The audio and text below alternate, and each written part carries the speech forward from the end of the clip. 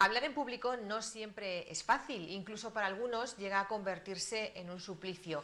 Estamos inseguros porque lo que vayamos a contar guste a nuestro auditorio, nos ponemos nerviosos, empezamos a movernos, a veces incluso hasta tartamudeamos. En fin, como decía, hablar en público para mucha gente puede ser un auténtico problema, hasta quitarle el sueño. Estamos hablando de situaciones muy variadas, desde el estudiante que tiene que exponer ante su profesor, desde el opositor que va ante un tribunal, el trabajador que tiene que poner ante sus compañeros una idea en común, ante sus jefes, dar una conferencia. Cualquiera de estas situaciones nos puede provocar, como decíamos, inseguridad y temor para hablar y comunicar a los demás. Hoy queremos hablar de eso, de por qué nos cuesta tanto hablar en público y de cuáles son las claves para solventar ese temor o para que al menos esa situación no nos supere. Y de todo esto lo hablamos desde el punto de vista del coaching, lo hablamos con nuestro coach particular, con Fernando Álvarez. Muy buenas, Fernando, ¿cómo estás? Muy bien, ¿qué tal? Mira, te he hecho nuestro coach particular, que sepas que ya... No, encantadísimo. Fernando, ¿qué es lo que puede hacer que una persona tenga ese miedo cerval a hablar en público? Porque no hablamos la lógica tensión o el lógico nerviosismo cuando vas a, pues eso, a dar una conferencia, hacer una presentación, sino de algo mucho más fuerte. ¿Qué es lo que puede llevar a una persona a vivir esa situación de casi pánico? El miedo. El miedo a lo que va a ocurrir después. El miedo porque proyectan a futuro. O sea, proyectamos a futuro y nos ponemos evidentemente en lo peor. Si nos pusiéramos en lo mejor no ocurriría esto. Si nos pusiéramos en cuando lo haga va a ser fantástico, voy a conseguir ese trabajo, voy a aprobar la carrera, o esa negociación va a salir bien, o mi público al que estoy haciendo esta exposición va a salir encantado. Si hiciéramos eso, evidentemente no habría problema, es decir, saldríamos y nos comeríamos el mundo. El problema ocurre cuando antes de salir ya nos ponemos en la peor de las situaciones, cuando nos ponemos en no me va a gustar, si yo nunca he sido gracioso, si... Es que esas limitaciones, esas creencias sobre nosotros mismos, ¿no? Que claro, nos limitan. Creencias o bien porque nosotros las pensamos o bien porque ya se nos han dicho. Si es que tú nunca has sido el bueno en esto el que se le daba bien era tu hermano, o a ti esto ya, una vez hiciste una obra de teatro y la verdad es que el teatro no es lo tuyo. Y claro, es como si nos dijeran, imaginaros, ¿no? Imagínense un niño pequeño que está gateando, intenta levantarse, se cae, déjalo, es que andar no es lo tuyo, no lo intentes más. Vamos a imaginarnos esto, que hacemos esto, es decir, evidentemente nunca ni nadie andaría. Si el niño pensara, ya lo he intentado 4 veces, mejor lo dejo, porque es que andar no es lo mío, nunca andaríamos. La diferencia está en que nunca es lo nuestro cuando lo hacemos una sola vez. Pero cuando lo hacemos 3, 4, 5 veces, al final, en la práctica, evidentemente, sí conseguimos la destreza que nos permite no solo andar, montar en coche, porque ¿qué ocurre cuando montamos la primera vez en coche? Cosas en nuestra vida, claro, claro.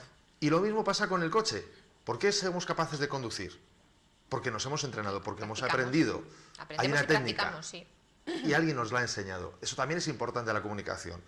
Por supuesto, hay personas que nacen, bueno, digamos, con un algo especial, ¿no? Y tiene como más facilidad. Ya. Y como decía un amigo mío, el que nace, nace, y el que no, pues nos estudiamos.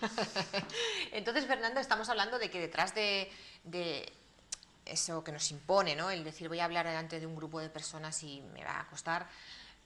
detrás de todo esto son miedos nuestros o ideas preconcebidas que tenemos de yo no valgo, no tengo labia, me voy a poner fatal y no lo voy a conseguir hacer, o incluso también inseguridades de no voy a gustar, porque también quieres gustar o buscas la aprobación del que te está escuchando, ¿no? Sí, al final en muchas ocasiones nos mueve la aprobación de esa persona, el que nos quieran, el tener esa conexión. Entonces no nos damos cuenta y actuamos como si fuéramos, digamos, con un comportamiento muy animal, digamos, en el buen sentido, ¿no? Es decir, por ejemplo, pongamos y tengamos en mente, por ejemplo, los perros. Cuando un perro está, digamos, queriendo la aprobación del amo, del dueño, ¿qué es lo que hace? Es una postura mucho más sumisa, es una postura de agacha la cabeza, agacha tal. Nosotros de una forma menos exagerada también lo hacemos. En lugar de estar quietos y echar los hombros para atrás, normalmente son pequeños movimientos, pero echamos los hombros un poquito para adelante. Seguramente incluso bajamos la cabeza, solo un poquito, pero ese centímetro la otra persona de una forma muy inconsciente la percibe. Y evidentemente nuestra comunicación cambia, porque no es lo que comunicamos, solo el 7% es lo que decimos. Hay 93% que es todo el no verbal, es el tono de voz, el volumen, la velocidad, la parte corporal. Es decir, todo eso también comunica y lo tenemos que tener en cuenta porque la otra persona lo está recibiendo también. Comunica y mucho, hasta el punto de que yo me he encontrado con gente que tiene este miedo, como decía yo antes, tremendo, de decir, hablar delante de ya lo que sea más de 4 personas me supera. y me llegan a decir, Fernando, que es que les cuesta, o sea, tiene estas manifestaciones físicas de miedo, o sea, de las manos me sudan, no consigo hilar bien las frases. Esto también es muy habitual, ¿no?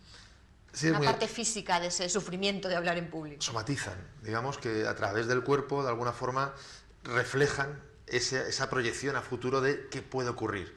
Y que puede ocurrir, como digo, negativo. Entonces, en ese sentido es muy importante tenerse lo primero muy bien trabajado lo que vas a hacer. Es decir, no me acuerdo quién era que decía, un discurso de 2 horas te lo preparo en 5 minutos, pero una improvisación de 5 minutos requieren 2 semanas. Claro. Es decir, aunque parezcan improvisaciones, en el 99% de los casos no son improvisaciones. De eso sabemos mucho en tele, además.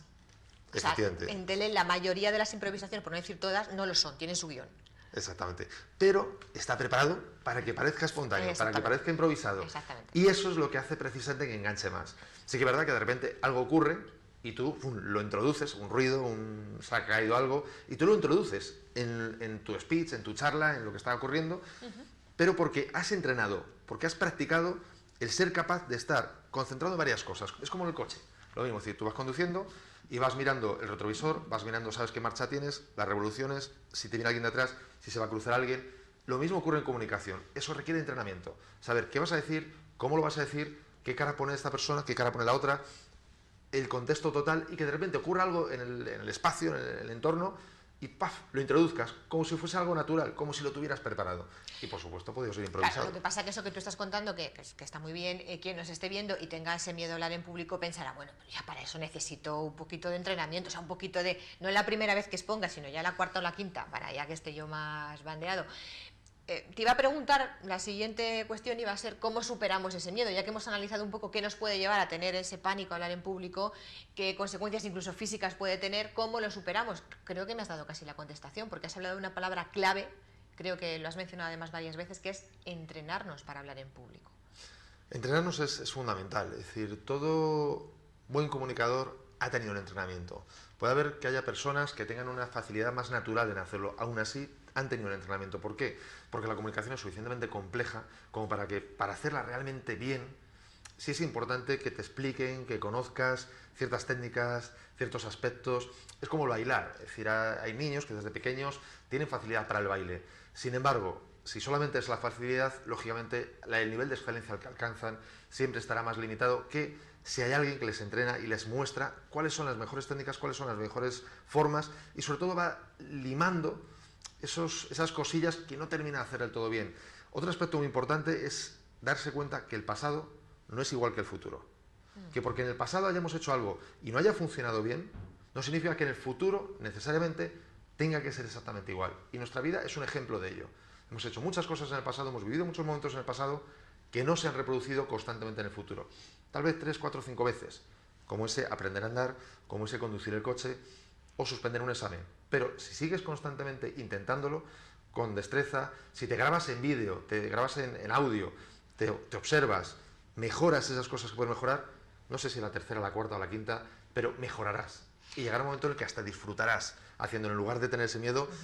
Sí, sí, claro. Tú mencionabas, aparte de entrenarte, también supone, como decías tú, pues tener a alguien, un coach, por ejemplo, que te oriente y te diga, pues determinadas cosas, no hacer esto, no hacer lo otro, tienes que ir por aquí, tienes que ir por allá, lo que decías tú antes de los hombros para acá, no para acá, en fin, 1000 cosas, ¿no? O sea que eso es unos consejos, una práctica, un aprender que la persona puede recibir. Y luego en casa, decías, importante que se grabe. Sí, en casa o donde lo vaya a hacer, es decir, imaginemos. Lo digo por practicar. Sí, tú en casa te grabas. Sí, porque es muy distinto. La percepción que tú tienes interna de lo que está ocurriendo. ¿Para corregirte es también? Para corregirte o enfatizar aquello que realmente haces bien. Es decir, muchas veces tenemos puesto el foco en lo que hacemos mal para aprenderlo y tal. Es correcto, o sea, es muy bueno aprender lo que hacemos mal y hacerlo bien. Pero también es importante que nos fijemos en qué hacemos bien. Porque a lo mejor eso, si lo explotamos adecuadamente, deja, digamos, más difuminado eso que hacemos mal.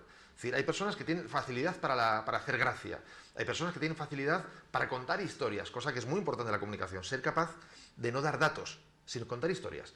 Y a lo mejor los datos van embebidos entre ellas, pero contemos historias. Es una de las mejores maneras de comunicar, sea lo que sea que tengamos que decir. Entonces, en ese aspecto es muy importante. Luego hay otra cosa que nos perdemos cuando estamos hablando, y es la percepción del entorno, sobre todo al principio.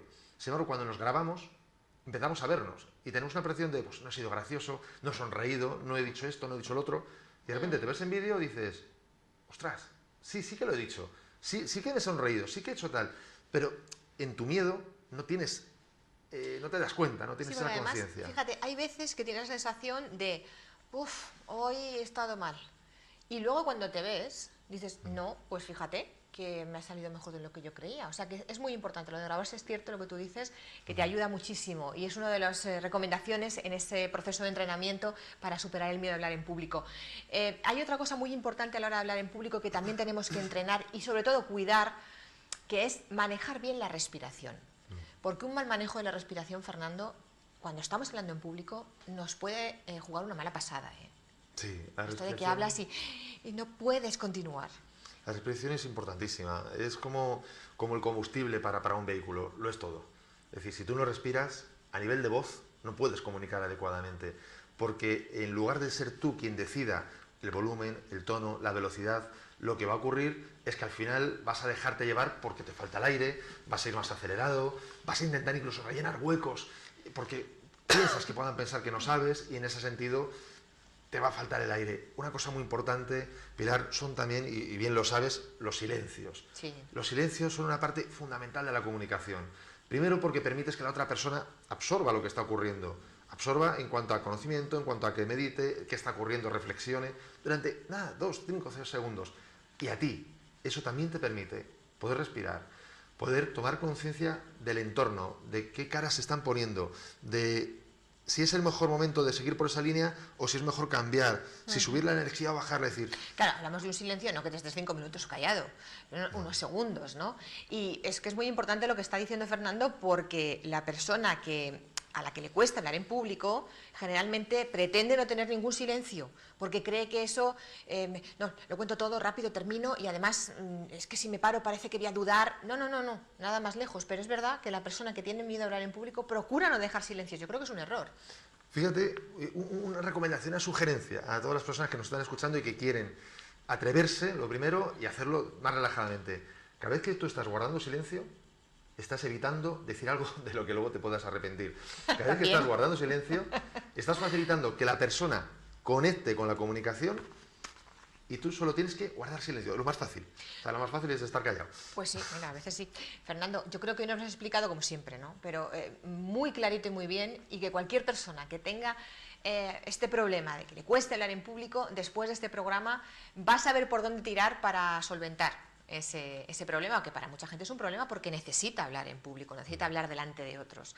Así que esto que nos ha contado Fernando, también saben ustedes que esto y más cosas de las que Fernando nos habla habitualmente lo pueden encontrar en www.desdelatrinchera.com. Vemos ahí la dirección de internet donde pueden encontrar lo que nuestro amigo Fernando Álvarez nos comenta en este espacio dedicado al coaching. Muchísimas gracias. Muchas gracias, Pilar, a vosotros. Cerramos aquí nuestro tiempo de entrevistas y de Madrid Sur al día, porque llegan las noticias y la actualidad, que como siempre nos las trae Víctor Rodríguez. Buenas tardes.